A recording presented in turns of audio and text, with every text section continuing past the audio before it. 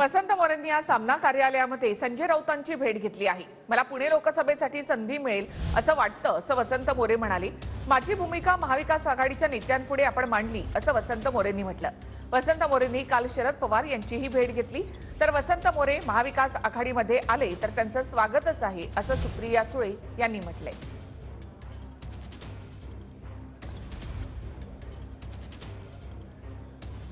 तर पुणे लोकसभेसाठी संधी मिळेल असं वाटतं, असं वसंत मोरेंनी म्हटलं। काल शरद पवारांची आणि आज संजय राऊतांची त्यांनी भेट घेतलेली आहे।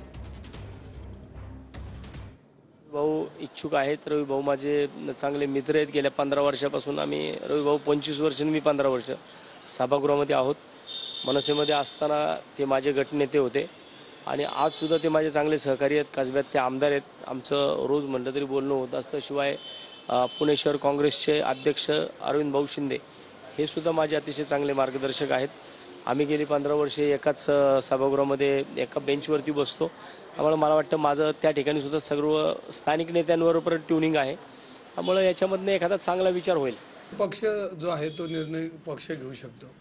कोणाला पक्षात घ्यायचं, कोणाला उमेदवारी द्यायची हे पक्ष ठरवतो। पक्ष जो निर्णय घेईल तो शेवटी काँग्रेस पक्षाचा उमेदवार आपल्याला निवडून आणायचा आहे।